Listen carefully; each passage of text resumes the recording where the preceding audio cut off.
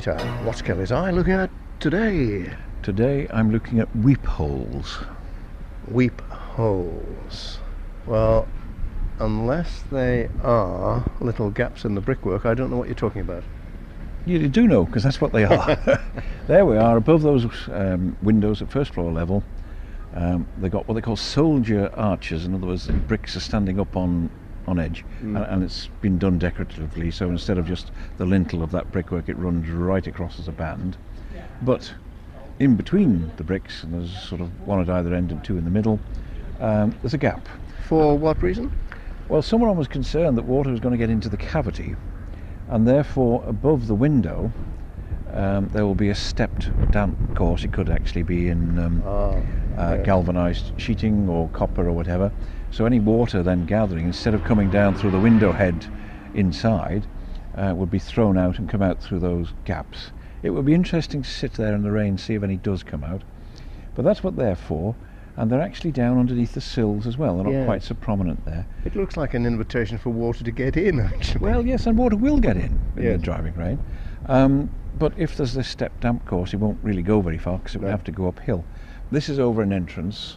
There's 2, 4, 6 windows which are red in colour, and beneath it is this continuous section of doors with automatic doors that slide, two sets of them. 2 flags, one with the 3 legs on and the other with an Investors in People flag. Don't see many of those.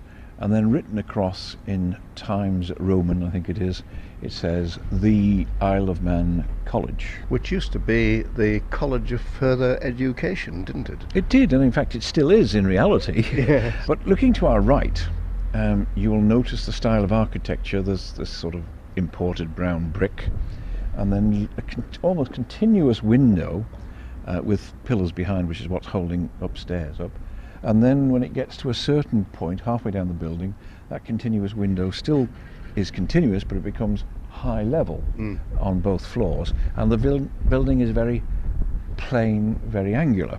But when we turn to our left, we get the brown brick again, but we get less white, and we get these ginormous apparent pillars up the front with a balcony running at first floor level and no way of getting onto it. Yes.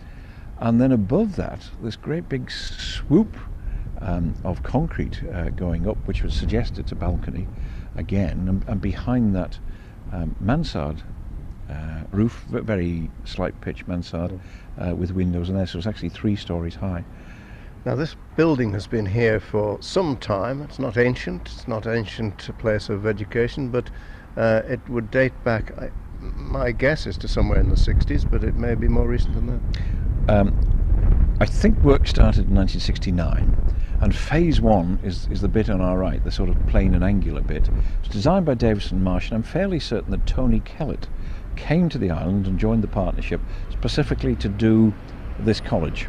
I mean, Davison's had done the work for the college, for the Department of Education, or Board of Education as it was, on different schools, but of course this was something different, and he had the experience of doing it. So phase 1 is on our right. That started in 69, and as far as I know was complete by 72. And Ken Roberts, who had been the principal down at Hanover Street, probably get told off for calling it that, at the Hanover Street School, became the principal up here, because if you recall, they amalgamated the then College of Further Education with the art school. Yes. And it all became part and parcel. Well, phase 1 was actually built by McCormick and Davies, a name which regrettably is now long gone.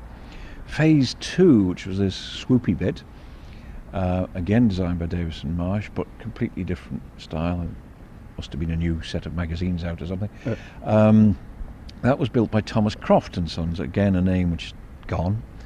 And then phase 3, which was out the back, and I think there were subsequent phases, was built by Parkinson's, It was 1975 the official opening took place, and so that they'd been in phase one certainly for 3 years. Whether they got on with the next phase or not, I don't know, but they certainly waited before having the official opening. The name of the opener, I totally forget. It Lord was, Alexander.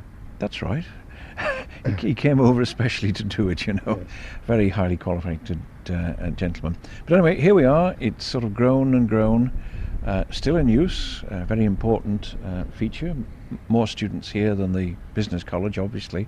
It's perhaps disappointing that some of the subjects are dropping off time by time. But on the other hand, it's serving a very important purpose with students who are going on to do business studies or doing business studies, art students, and of course apprentices. And there was an area up at the top, I don't know if it's still there, where each year you'd see the apprentice having built a little brick wall, and then in the summer holidays it gets knocked down, and then next year's apprentices build it up again.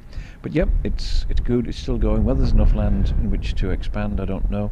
They have taken one of the children's home buildings as a sort of annex. It would be nice if they utilised the other buildings down there to bring them back into proper use.